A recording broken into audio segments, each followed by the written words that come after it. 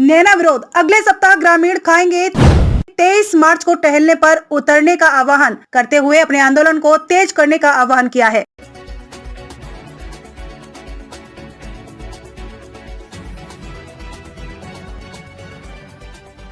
नवी मुंबई हवाई अड्डा प्रभाव जोखिम क्षेत्र के तहत आने वाले 23 दर्जी के दावे ने 23 दिवसीय रोटेशन विरोध की परिणति की माय साइट्स पर 23 मार्च को टहलने पर उतरने का आह्वान करते हुए अपने आंदोलन को तेज करने का आह्वान किया है।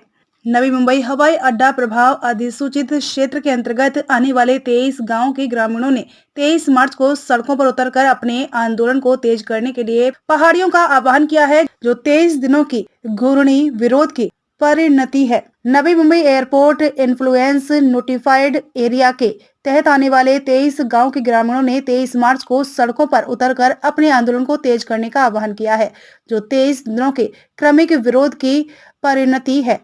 ग्रामीण पुराने पनवेल के शिवाजी चौक से सीबीडी बेलापुर तक काफिला मार्च निकालेंगे। वे बेलापुर स्थित सिडको मुख्यालय में विरोध रैली करेंगे। नैना परियोजना प्रभावित उत्कर्ष समिति के बैनर तले पहले ग्रामीण विरोध का नेतृत्व करेंगी।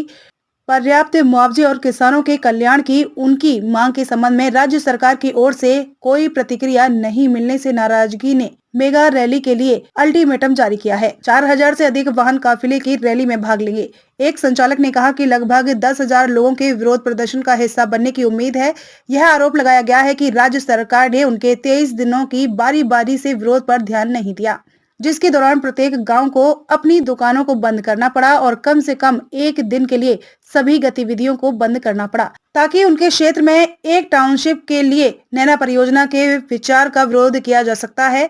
यह याद किया जा सकता है कि सिडको पायलट परियोजना के हिस्से के रूप में आने वाले हवाई अड्डे के पास 23 नगरों को नैना को विकसित करने की प्रक्रिया में शामिल किया गया है। नाराजी के अनुसार प्रभाव मूल्यांकन रिपोर्ट से पता चलता है कि नैना परियोजना में लगभग 42% क्षेत्र बहुफसल भूमि है और उन्हें लगता है कि लैंड पूलिंग योजना के साथ इसे एक नई टाउनशिप में बदलना असंभव है। क्रिएटर्स का मानना है कि यदि वे इन जमीनों को छोड़ देते हैं और केवल 40% विकास भूमि प्राप्त करते हैं तो उनके अस्तित्व में हिस्सेदारी होती है। दस्तावेज से विकास के लिए अलग अलग शुल्क देने का भी दावा किया गया है। उन्होंने आरोप लगाया कि साइट को बिना गैर जमीन के अपना जब्त कर लिया, जो उन्हें बताया नहीं गया, जिसके कारण बड़े पैमाने पर विरोध प्रदर्शन हुआ।